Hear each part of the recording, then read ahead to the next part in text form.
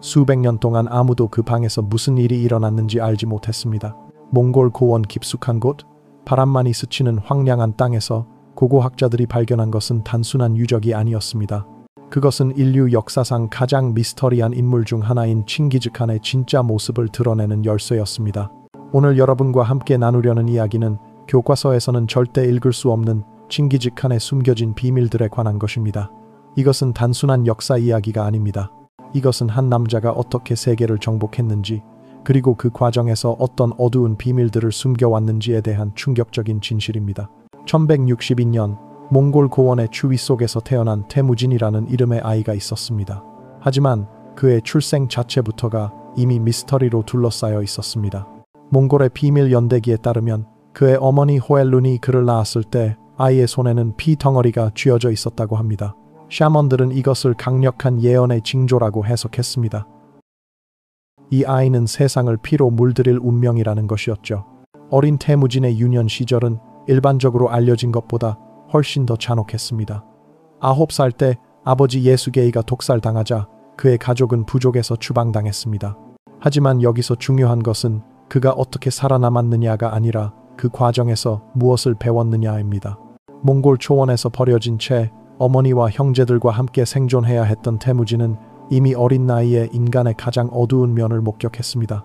그는 배고픔과 추위, 그리고 끊임없는 위협 속에서 살아가면서 하나의 철칙을 깨달았습니다.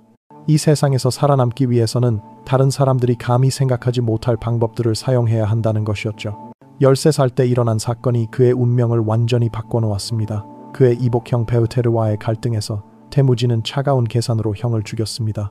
하지만 이것은 단순한 형제 간의 다툼이 아니었습니다. 이것은 미래의 칭기즈칸이 보여준 첫 번째 전략적 살인이었습니다.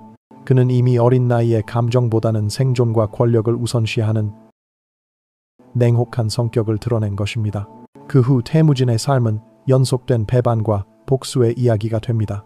그가 메르키트 부족에 의해 아내 보르테를 빼앗겼을 때 그의 복수는 상상을 초월했습니다. 그는 단순히 아내를 되찾는 것으로 만족하지 않았습니다. 메르키트 부족 전체를 섬멸하고 그들의 여성들을 자신의 전사들에게 나누어 주었습니다. 이것이 나중에 칭기즈칸의 트레이드마크가 될 완전한 정복의 첫 번째 사례였습니다. 하지만 더욱 충격적인 것은 그의 심리 전략이었습니다. 태무진은 적들을 물리적으로 파괴하는 것만으로는 충분하지 않다는 것을 깨달았습니다. 그는 적들의 정신을 완전히 부서뜨려야 한다고 생각했습니다. 그래서 그는 독특한 방법들을 개발하기 시작했습니다. 그 중 하나가 바로 공포를 통한 지배였습니다.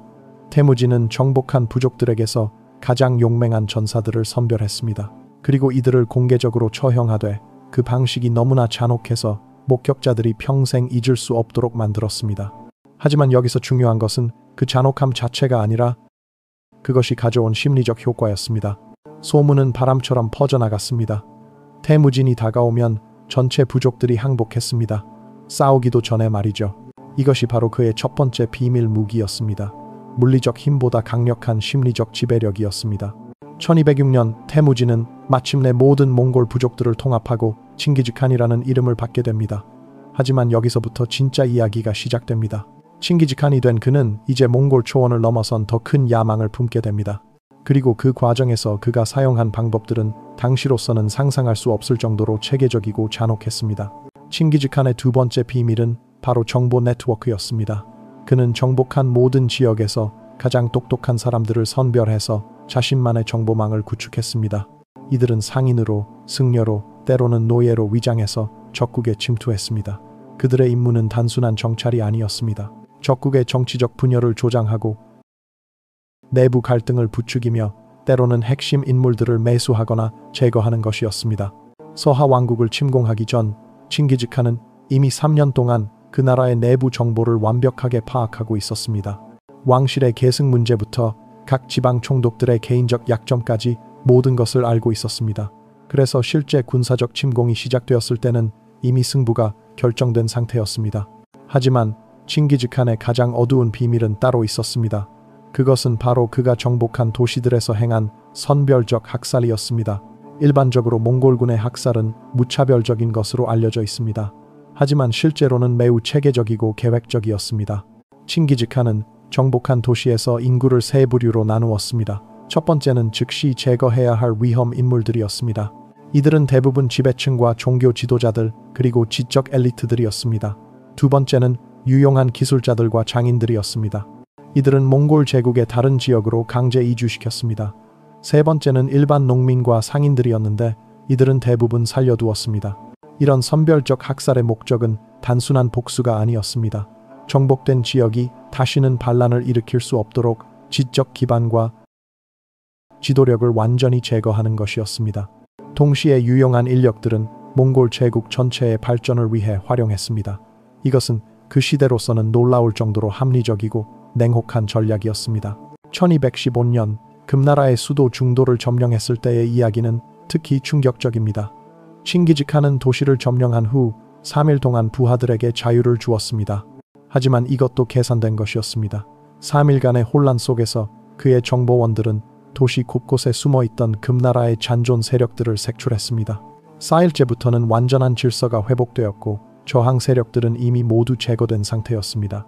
하지만 칭기즈칸의 진짜 천재성은 정복한 지역을 어떻게 관리했느냐에 있었습니다. 그는 기존 지배층을 제거한 후 그 자리에 자신이 직접 선별한 현지인들을 앉혔습니다. 이들은 대부분 기존 체제에서 소외되었던 계층들이었습니다. 따라서 그들의 권력은 전적으로 칭기즈칸에게 의존하게 되었고 자연스럽게 가장 충실한 협력자들이 되었습니다. 이런 지배 방식은 특히 중앙아시아의 무슬림 지역에서 효과적으로 작동했습니다. 칭기즈칸은 기존의 종교적 권위를 완전히 해체한 후 자신에게 충성하는 새로운 종교 지도자들을 세웠습니다. 이들은 몽골의 지배를 신의 뜻이라고 설교했고 저항은 곧 신에 대한 모독이라고 가르쳤습니다. 1219년부터 시작된 호라즘 왕조와의 전쟁에서 칭기즈칸이 보여준 전략은 그의 잔혹함의 절정을 보여줍니다. 하지만 여기서도 그는 단순한 파괴자가 아니었습니다. 그는 매우 계산적으로 움직였습니다. 전쟁의 시작은 호라즘의 오트라르 총독이 몽골 상단을 학살한 사건이었습니다. 칭기즈칸은 이에 대해 배상을 요구했지만 호라즘 샤 알라아딘 무하마드는 몽골 사절단을 모독하며 전쟁을 선택했습니다. 이때 칭기즈칸이 한 말이 역사에 기록되어 있습니다. 그들이 바람을 뿌렸으니 이제 폭풍을 거두어 드릴 것이다. 하지만 이 전쟁에서 칭기즈칸이 보여준 것은 단순한 복수가 아니었습니다. 그것은 완벽하게 계획된 문명 파괴였습니다. 부하라, 사마르칸트, 헤라트 같은 도시들이 차례로 함락되었지만 각 도시에서 벌어진 일들은 모두 달랐습니다. 부하라에서는 종교적 권위를 완전히 파괴하는 것에 초점을 맞췄습니다. 칭기즈칸은 직접 모스크에 들어가서 나는 하나님이 너희의 죄를 벌하기 위해 보낸 재앙이다 라고 선언했습니다. 이것은 단순한 모독이 아니라 정교한 심리전이었습니다. 그는 자신을 종교적 맥락에서 해석하게 만들어 저항의 동기 자체를 없애버렸습니다. 사마르칸트에서는 다른 전략을 사용했습니다. 이 도시는 실크로드의 핵심 상업 도시였기 때문에 완전히 파괴하는 것은 비효율적이었습니다. 대신 칭기즈칸은 도시의 상인 계층을 회유했습니다. 몽골의 지배하에서 더 큰 상업적 이익을 보장해주겠다고 약속한 것입니다. 실제로 많은 상인들이 이 제안을 받아들였고 사마르칸트는 상대적으로 피해를 적게 입었습니다. 하지만 헤라트에서는 완전히 다른 모습을 보여주었습니다. 이 도시는 끝까지 저항했고 칭기즈칸은 이를 다른 도시들에 대한 본보기로 삼기로 결정했습니다. 헤라트의 운명은 역사상 가장 끔찍한 도시 파괴 중 하나가 되었습니다. 하지만 이것조차 계산된 것이었습니다. 헤라트의 파괴 소식이 퍼지자 다른 도시들은 더 이상 저항하지 않았습니다. 칭기즈칸의 세 번째 비밀은 바로 이런 차별화된 파괴였습니다. 그는 각 상황에 맞춰 다른 수준의 파괴를 가했습니다. 어떤 곳은 완전히 파괴하고 어떤 곳은 흡수하며 어떤 곳은 모범 사례로 만들었습니다. 이를 통해 다른 지역들이 어떤 선택을 해야 하는지 명확하게 보여주었습니다. 이 시기에 칭기즈칸 주변에는 매우 독특한 인물들이 모여들었습니다. 그 중에서도 가장 수수께끼 같은 인물은 야율초제라는 거란족 출신의 전략가였습니다. 그는 칭기즈칸에게 중국의 고전 군사학과 정치학을 가르쳤고 몽골의 단순한 약탈 전쟁을 체계적인 제국 건설로 전환시키는데 결정적 역할을 했습니다. 야율초제가 칭기즈칸에게 제안한 것 중 가장 혁명적인 아이디어는 공포의 체계화였습니다. 즉, 잔혹함을 무작위로 행사하는 것이 아니라 정확한 목적과 계산에 따라 사용하자는 것이었습니다. 예를 들어 어떤 도시를 공격할 때 주변 도시들이 모두 볼 수 있도록 하고 그들이 어떤 선택을 하느냐에 따라 운명이 달라진다는 것을 명확히 보여주자는 것이었습니다. 이런 전략의 효과는 놀라웠습니다. 몽골군이 실제로 싸워야 하는 전투의 수는 급격히 줄어들었습니다. 대부분의 도시들이 소문만으로도 항복했기 때문입니다. 이는 몽골군의 손실을 최소화하면서도 정복 속도를 극대화하는 결과를 가져왔습니다. 하지만 칭기즈칸의 가장 큰 비밀은 그의 개인적인 면에 있었습니다. 역사가들은 보통 그를 냉혹한 정복자로만 묘사하지만 실제로는 그 안에 깊은 모순이 있었습니다. 예를 들어 그는 종교에 대해서는 놀라울 정도로 관대했습니다. 몽골 제국 내에서는 모든 종교가 자유롭게 공존할 수 있었습니다. 칭기즈칸 자신도 다양한 종교의 성직자들과 정기적으로 만나 토론했다고 기록되어 있습니다. 이것은 단순히 정치적 계산 때문만은 아니었습니다. 그에게는 진정한 지적 호기심이 있었던 것 같습니다. 또한 그는 능력이 있는 사람이라면 출신을 가리지 않고 중용했습니다. 몽골 제국의 고위직에는 몽골인뿐만 아니라 중국인, 페르시아인, 아랍인들도 많이 있었습니다. 이들 중 일부는 원래 적국에 신하였던 사람들이었지만 칭기즈칸은 그들의 능력을 인정해서 중요한 자리에 앉혔습니다. 하지만 이런 관대함도 철저히 계산된 것이었습니다. 칭기즈칸은 다양한 배경의 사람들을 등용함으로써 어느 특정 집단이 너무 많은 권력을 갖지 못하도록 견제했습니다. 모든 사람이 황제 한 사람에게만 의존하게 만드는 것이었죠. 1220년경 칭기즈칸의 개인적 변화를 보여주는 중요한 사건이 있었습니다. 그는 도교의 전진교 교주인 구처기를 직접 만나기 위해 멀리 아프가니스탄까지 초청했습니다. 이때 칭기즈칸의 나이는 이미 60에 가까웠고 세계 정복의 꿈을 거의 이룬 상태였습니다. 구처기와의 만남에서 칭기즈칸이 물어본 질문들은 매우 의미심장했습니다. 그는 불로불사의 방법을 묻는 것에서 시작해서 결국 죽음과 인생의 의미에 대한 철학적 질문들로 나아갔습니다. 이는 그가 단순한 정복자를 넘어서 인간 존재에 대한 깊은 고민을 하고 있었다는 것을 보여줍니다. 하지만 동시에 이 시기 칭기즈칸의 잔혹함은 더욱 체계화되었습니다. 그의 네 번째 비밀은 바로 공포의 제도화였습니다. 그는 자신이 직접 모든 것을 관리할 수 없다는 것을 깨닫고 부하들이 자동적으로 그의 방식을 따를 수 있는 시스템을 만들었습니다. 이 시스템의 핵심은 10분법이었습니다. 몽골군을 10명, 100명, 1000명, 10,000명 단위로 조직한 것은 단순히 군사적 효율성 때문만이 아니었습니다. 이는 책임과 처벌을 체계화하기 위한 것이었습니다. 만약 한 명이 명령을 어기면 그가 속한 10명 전체가 처벌받았습니다. 만약 10명 전체가 명령을 어기면 100명 전체가 처벌받았습니다.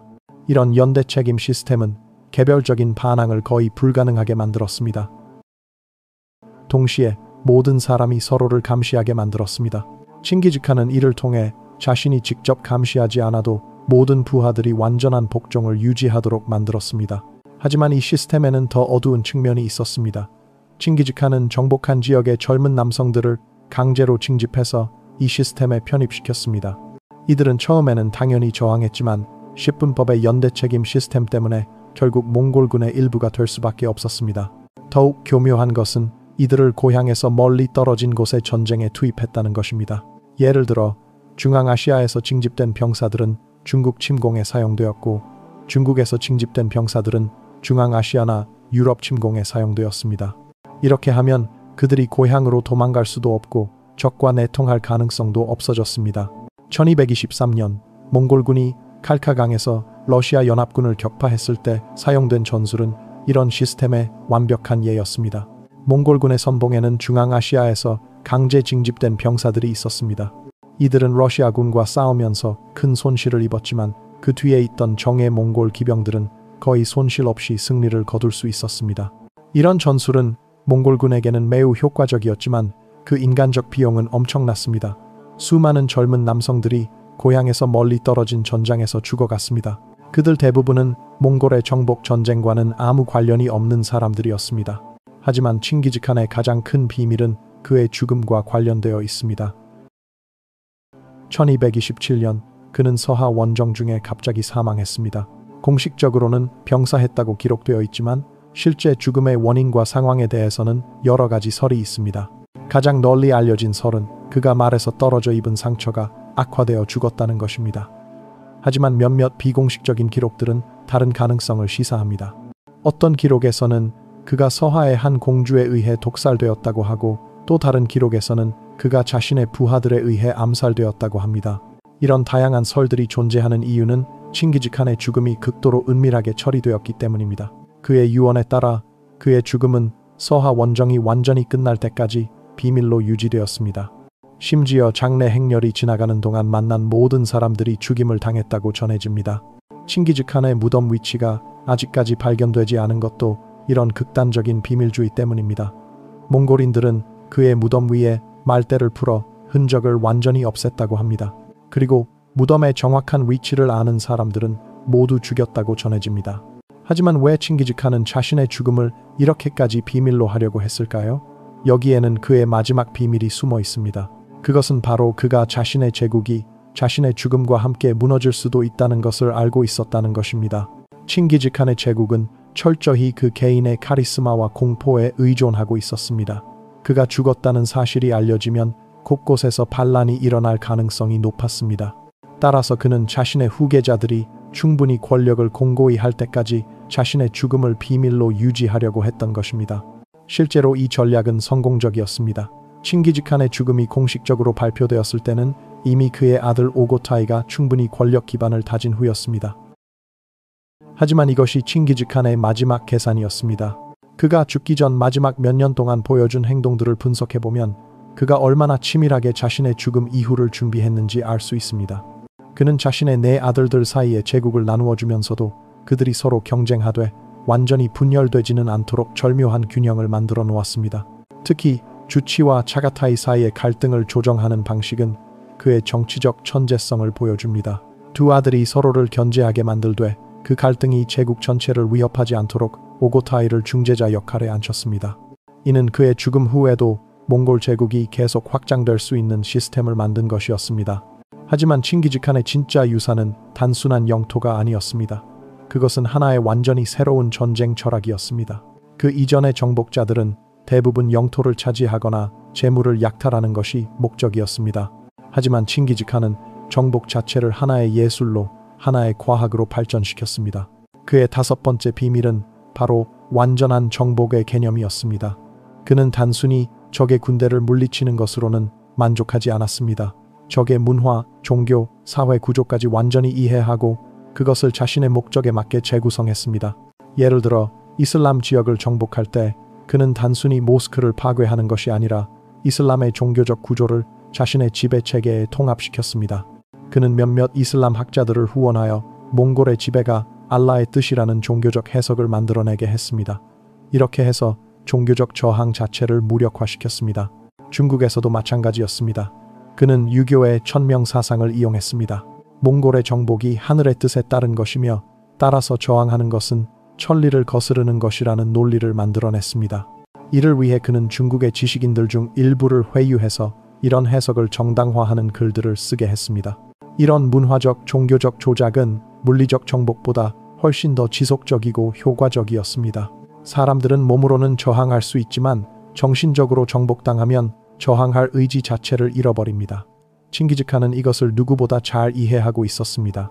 하지만 그의 가장 어두운 면은 개인적인 복수에서 나타났습니다. 그가 타타르 부족에 대해 행한 복수는 그의 잔혹함의 극한을 보여줍니다. 타타르족이 그의 아버지를 독살했다는 이유로 그는 타타르족 남성들을 모두 학살하라고 명령했습니다. 단지 수레바퀴보다 키가 큰 남성들만 말입니다.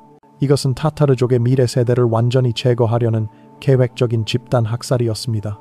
어린 남자아이들은 살려두되 성인이 될 수 있는 나이의 남성들은 모두 죽인 것입니다. 이렇게 해서 타타르족은 사실상 멸족되었습니다. 이런 개인적 복수와 정치적 계산이 결합된 잔혹함은 칭기즈칸의 복잡한 심리를 보여줍니다. 그는 냉철한 전략가이면서도 깊은 원한을 품고 있는 인간이었습니다. 그리고 그 원한을 풀기 위해서라면 전체 민족을 멸절시키는 것도 주저하지 않았습니다. 1226년 칭기즈칸의 마지막 해에 일어난 서하 정벌에서 이런 면이 극명하게 드러났습니다. 서하는 이전에 몽골에 항복했다가 다시 반란을 일으킨 나라였습니다. 칭기즈칸에게는 이것이 개인적인 모독으로 느껴졌습니다. 그는 서하 정벌을 단순한 군사작전이 아니라 완전한 복수로 계획했습니다. 서하의 왕실을 완전히 멸절시키고 서하어를 사용하는 것을 금지하며 서하의 모든 문화적 유산을 파괴하라고 명령했습니다. 이것은 한 나라를 역사에서 완전히 지워버리려는 시도였습니다. 실제로 서하는 몽골의 침공 이후 완전히 사라졌습니다. 서하어는 사멸되었고 서하의 문화와 역사는 거의 모든 기록이 파괴되었습니다. 오늘날 우리가 서하에 대해 아는 것은 대부분 다른 나라의 기록에서 나온 것들입니다. 하지만 이런 극단적인 파괴 속에서도 칭기즈칸은 여전히 계산을 놓지 않았습니다. 서하의 파괴는 다른 속국들에게 보내는 명확한 메시지였습니다. 몽골에 한번 항복한 후 다시 반란을 일으키면 완전한 멸절이 기다리고 있다는 것이었죠. 칭기즈칸의 6번째 비밀은 바로 이런 절대적 처벌의 개념이었습니다. 그는 자신의 권위에 도전하는 것에 대해서는 절대로 용서하지 않았습니다. 한 번의 용서는 수백 번의 도전을 부른다는 것을 그는 잘 알고 있었습니다. 이런 철학은 그의 개인적인 관계에도 적용되었습니다. 그의 의형제였던 자무카와의 관계가 대표적인 예입니다. 두 사람은 어린 시절부터 친구였지만 권력을 두고 경쟁하게 되면서 숙명적인 적이 되었습니다. 자무카를 마지막으로 생포했을 때 칭기즈칸은 그에게 과거의 우정을 들어 목숨을 구걸해달라고 말했습니다. 하지만 자무카는 자존심을 굽히지 않았습니다. 그러자 칭기즈칸은 오히려 그의 자존심을 존중한다며 피를 흘리지 않는 방식으로 죽여달라고 했습니다. 몽골의 전통에서 고귀한 죽음이라고 여겨지는 방식이었죠. 이 사건은 칭기즈칸의 복잡한 심리를 보여줍니다. 그는 자무카를 죽여야 한다는 것을 알고 있었지만 동시에 그에 대한 과거의 우정도 완전히 버릴 수는 없었습니다. 그래서 그는 자무카에게 최소한의 존엄을 허락한 것입니다. 하지만 이런 개인적 감정도 정치적 계산을 넘어서지는 못했습니다. 자무카가 살아있는 한 몽골의 통일은 완성될 수 없었고 따라서 그는 반드시 죽어야 했습니다.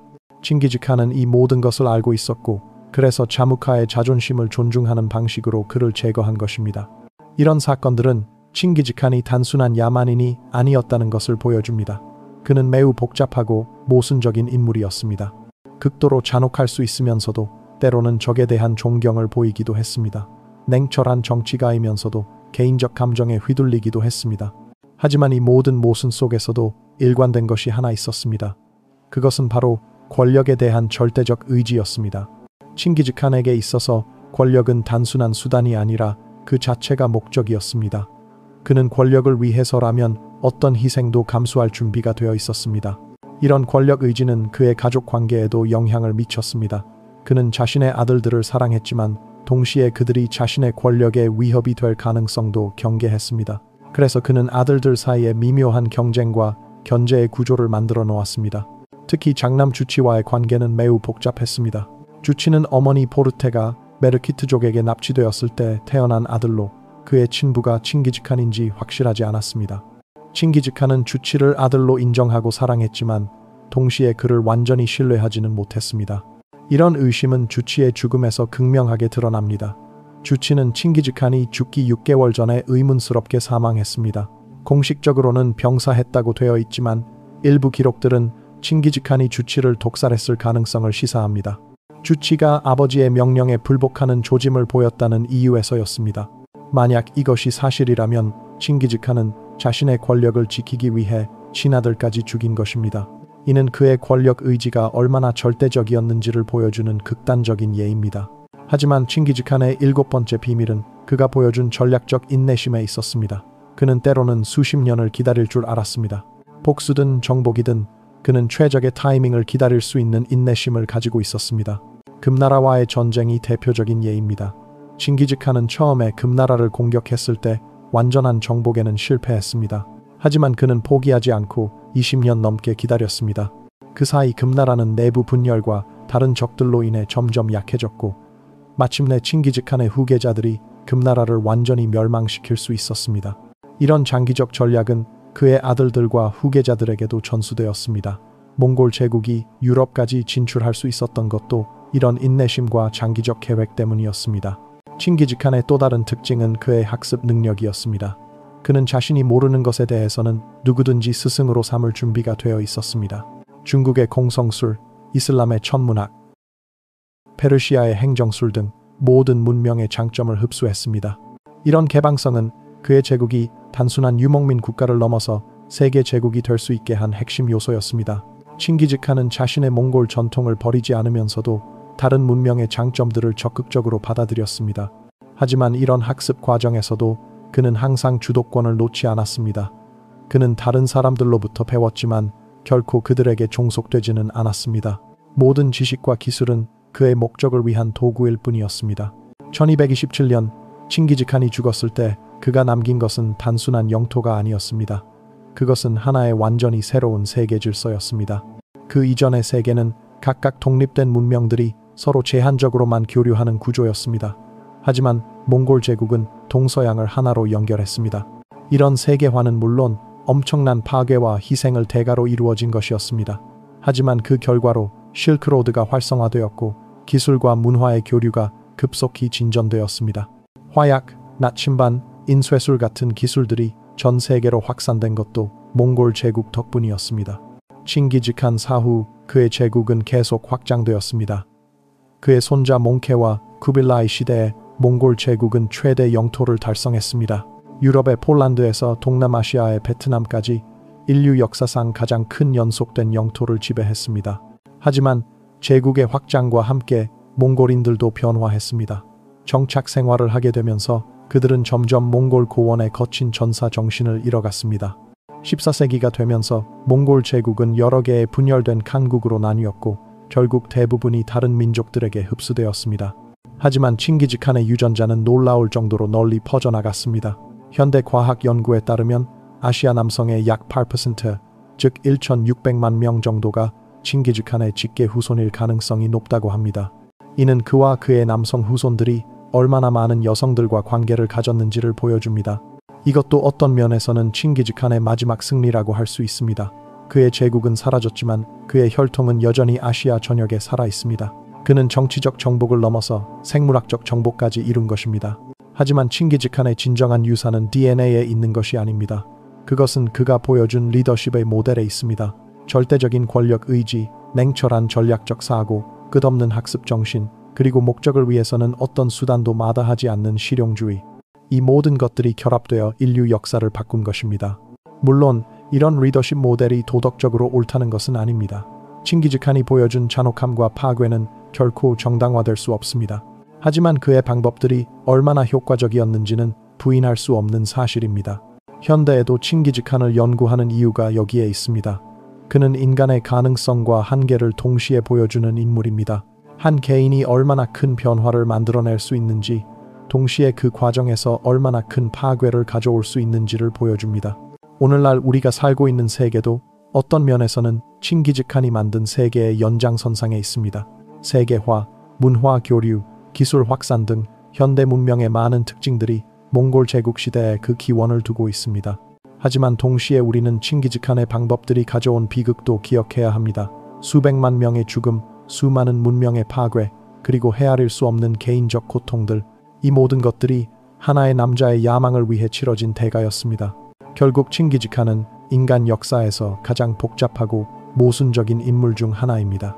그를 단순히 영웅으로 찬양할 수도 악마로 매도할 수도 없습니다. 그는 인간의 가능성과 어둠을 모두 극한까지 보여준 인물입니다.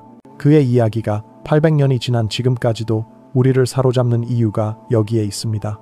그는 우리에게 권력이란 무엇인지, 리더십이란 무엇인지, 그리고 인간이란 과연 어떤 존재인지에 대한 근본적인 질문들을 던지기 때문입니다. 몽골 고원의 차가운 바람 속에서 태어나 세계를 정복한 한 남자의 이야기, 그 이야기는 아직 끝나지 않았습니다. 왜냐하면 그가 남긴 질문들에 대한 답을 우리는 아직도 찾고 있기 때문입니다. 과연 목적이 수단을 정당화할 수 있을까요? 개인의 야망이 역사 전체를 바꿀 수 있을까요? 그리고 우리 각자의 마음속에도 칭기즈칸과 같은 어둠이 숨어 있는 것은 아닐까요? 이런 질문들 앞에서 우리는 여전히 답을 찾지 못하고 있습니다. 그리고 바로 그것이 칭기즈칸의 이야기가 여전히 우리를 매혹시키는 이유일 것입니다. 그는 우리에게 인간 존재의 가장 깊은 비밀들을 보여주는 거울과 같은 존재이기 때문입니다.